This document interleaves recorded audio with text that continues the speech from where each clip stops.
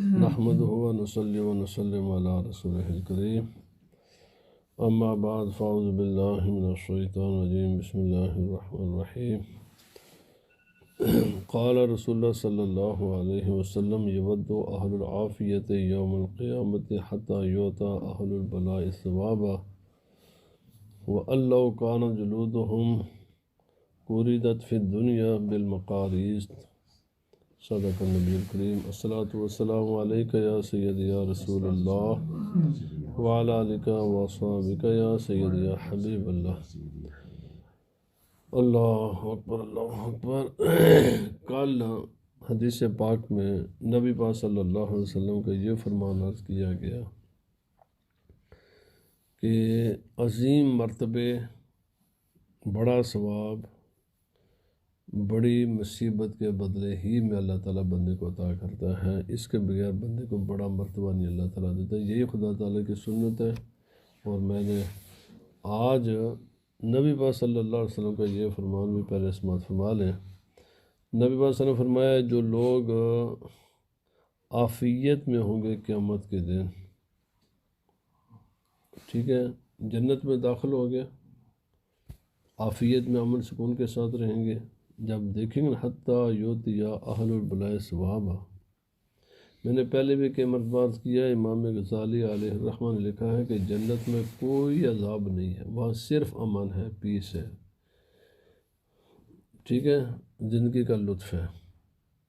فرمایا لیکن ایک قسم کا عذاب جنت میں بھی ہے، وہ عذاب ہے حسرت کا، کہ انسان کی زندگی کے وہ لمحات جو وہ ایک اللہ کا ذکر کر کے کوئی بہت بڑا اچھا کام کر کے بڑا مرتبہ حاصل کر سکتے تھے نا، جب وہ دوسرے لوگوں کو دیکھوں گے نا کہ ان لوگوں نے تو یہ بڑے بڑے مرتبے حاصل کر لیے ہیں، تو ان کو بڑا افسوس ہوگا۔ جیسے ایک آدمی کا مکان ہے نا، بہت عالی شان، بہت مہنگا قیمتی، اور دوسرے کے پاس جھونپڑی، اور جھونپڑی والے کا اگرچہ اس کا تو کوئی تعلق نہیں، لیکن اس کا دل دیکھ کر نا اس کا دل ضرور جلتا ہے کہ میرے پاس اتنا کیوں نہیں ہے۔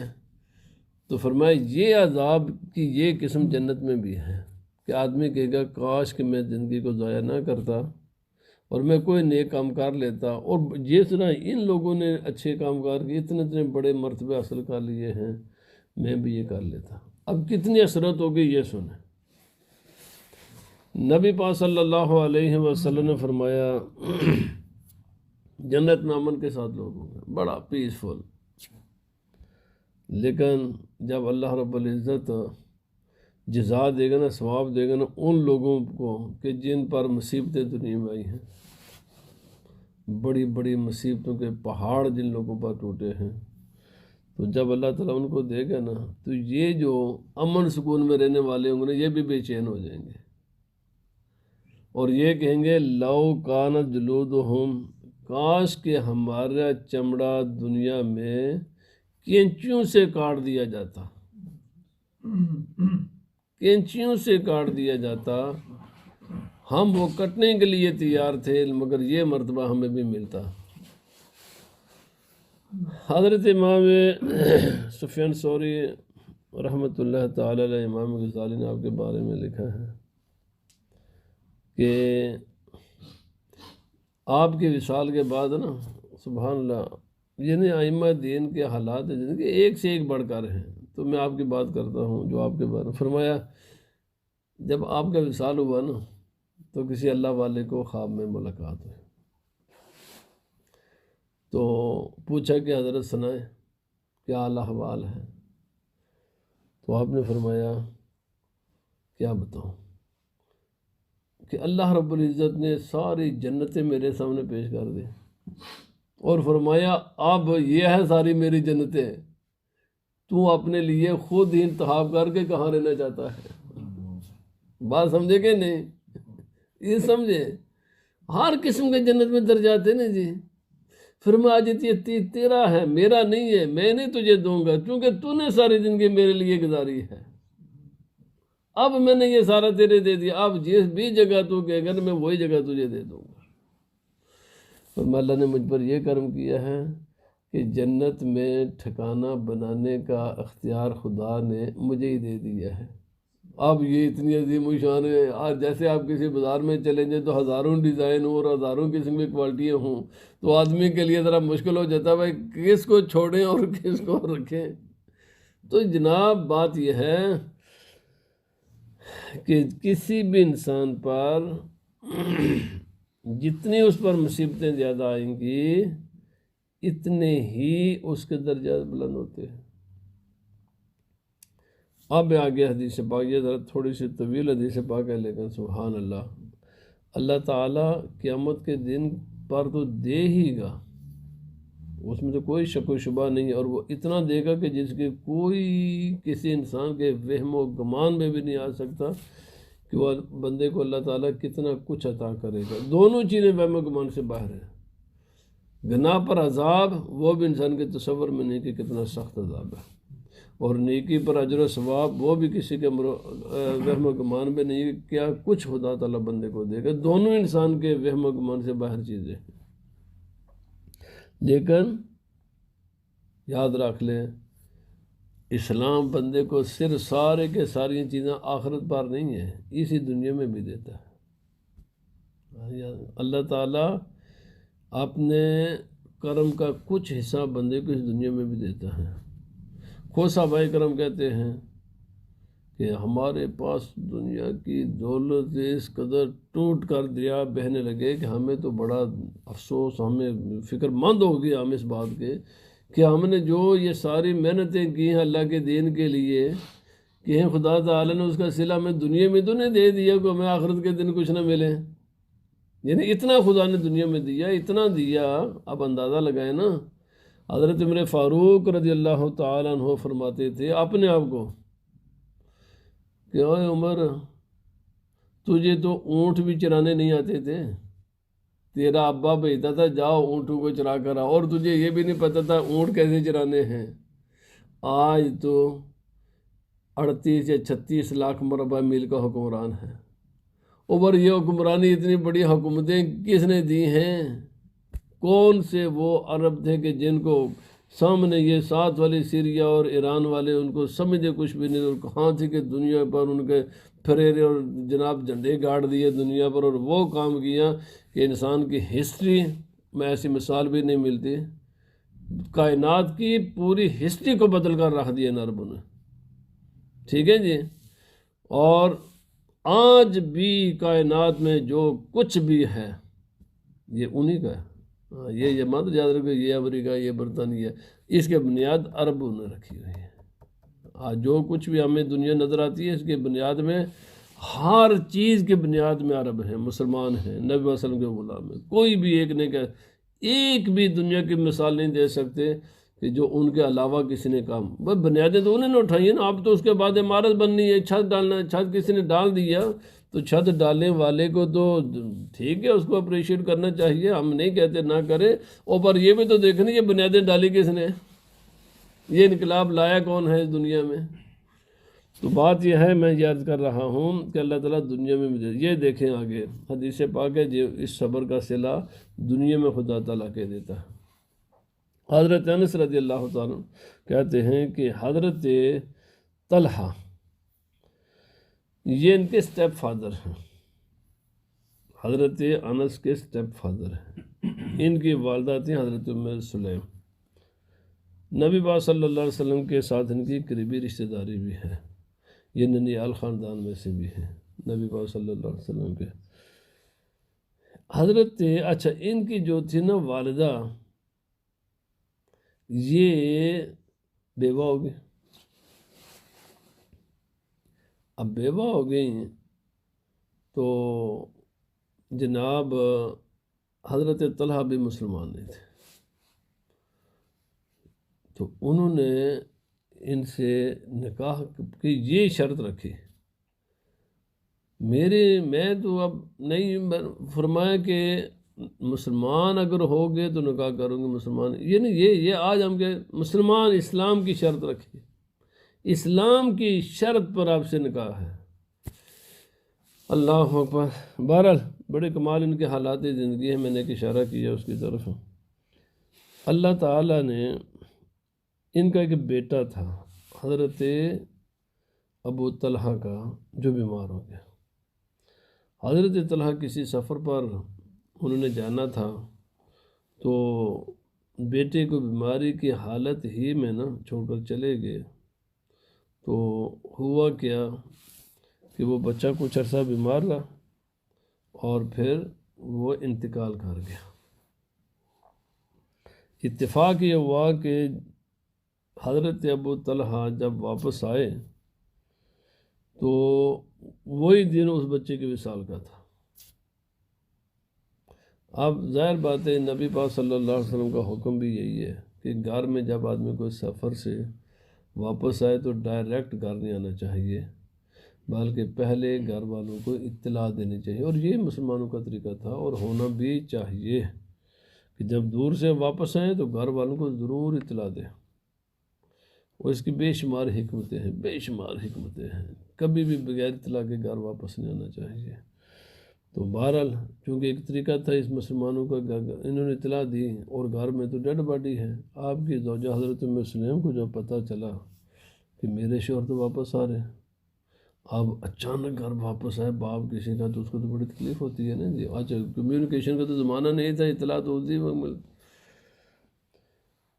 انہوں نے بچے کی ڈیڈ باڈی کو بالکل لٹا کر اوپر کپڑا ڈال دیا اور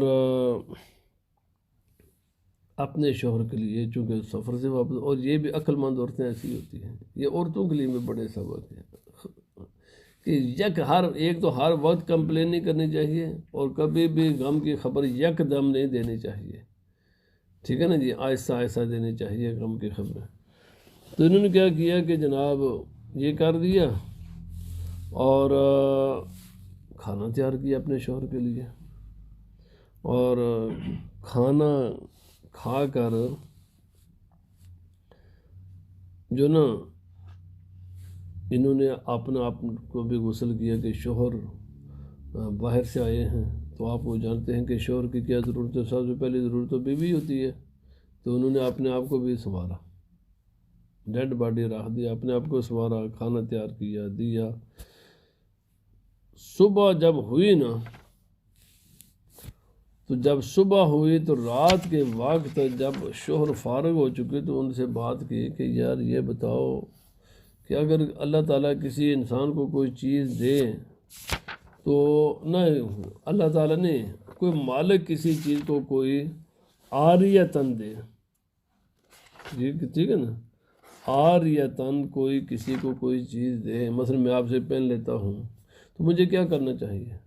یا اگر وہ چیز میں آپ سے پین لیتا ہوں، آپ مجھ سے پین واپس مانگ لیتے ہیں، تو کیا جس نے پین واپس مانگا ہے اس نے کوئی میرے ساتھ زیادتی کی ہے؟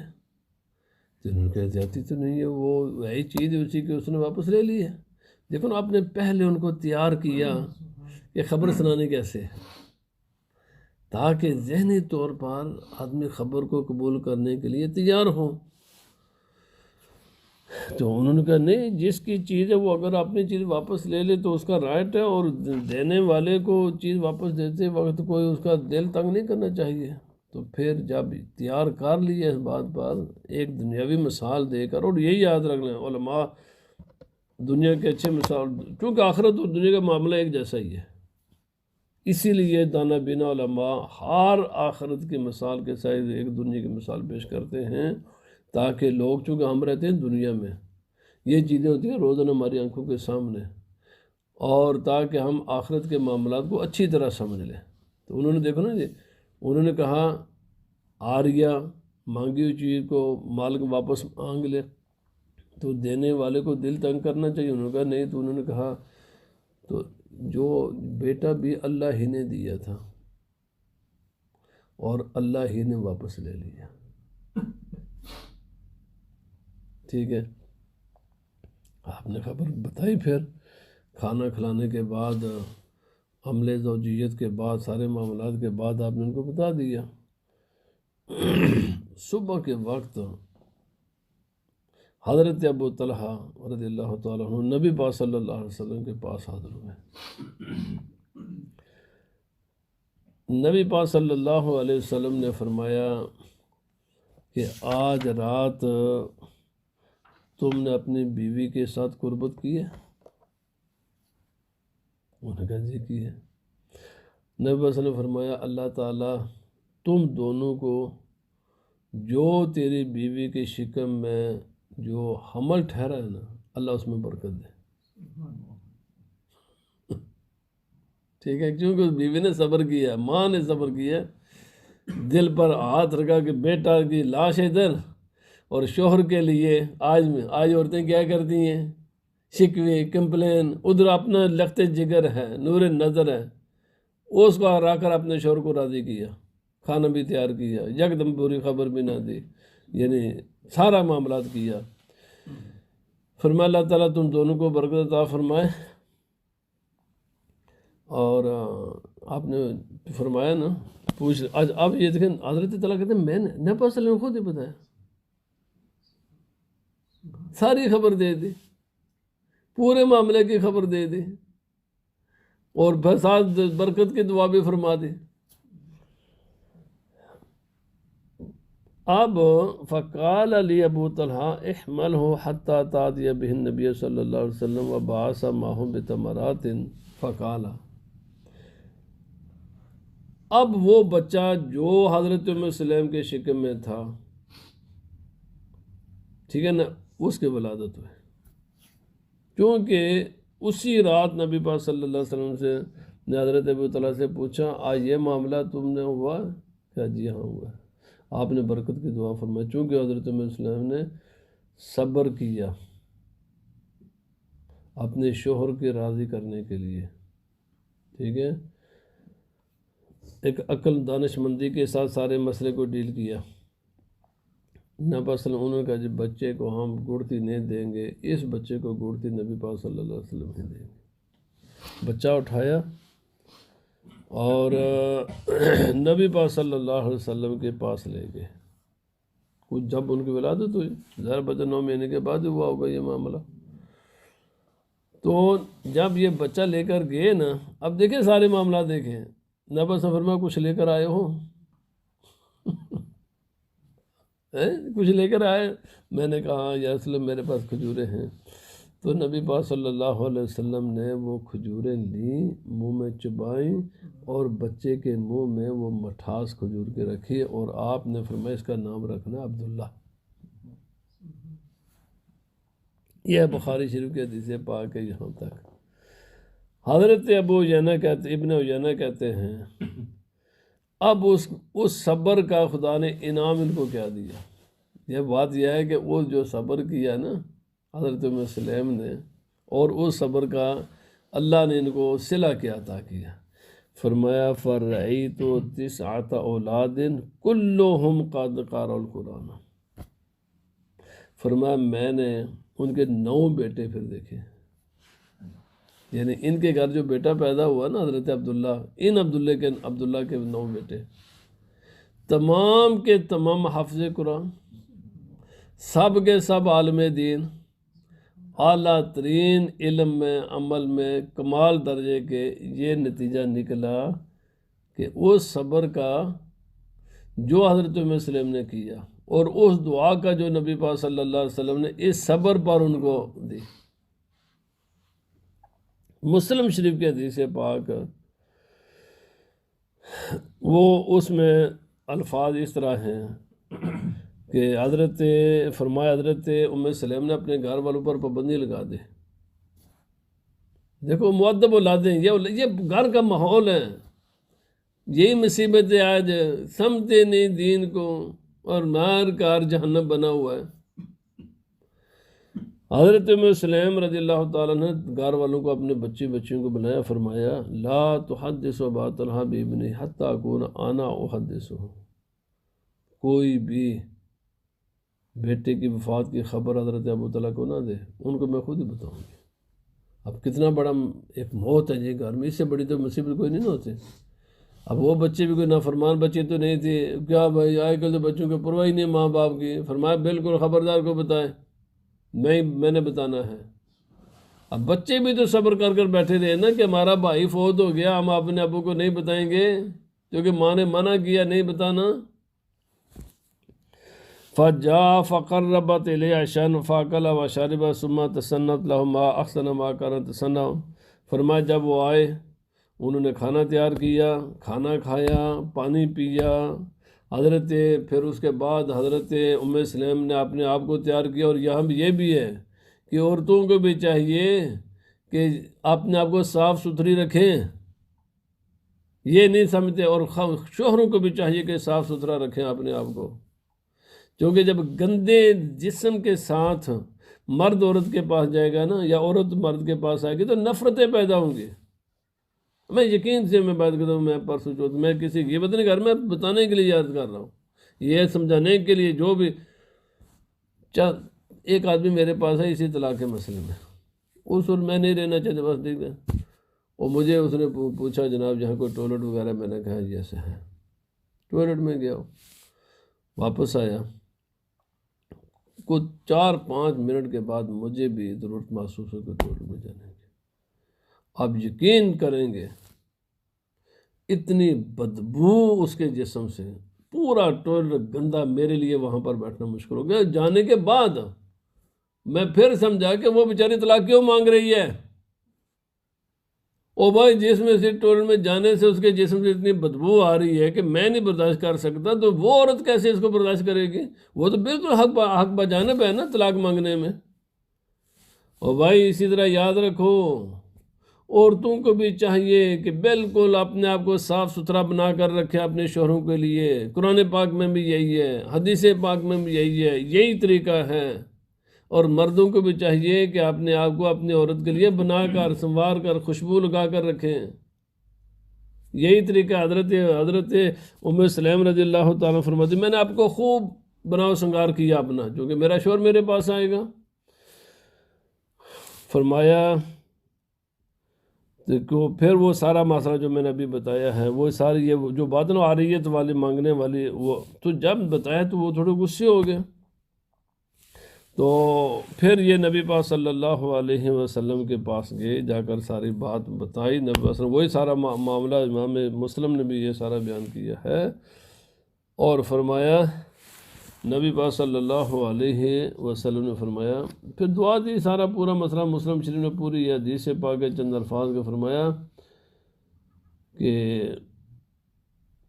فقالت لی امی یا نس لا یرضعہ احد حتی تغدو بہ علی رسول اللہ صلی اللہ علیہ وسلم اصبح احتملتہ فانطلقت بہ الی رسول اللہ صلی اللہ علیہ وسلم وذکر تمام الحدیث. باقی وہی مسئلہ نبی صلی اللہ علیہ وسلم نے گھڑتی دی، ان کے لیے دعا فرمائی.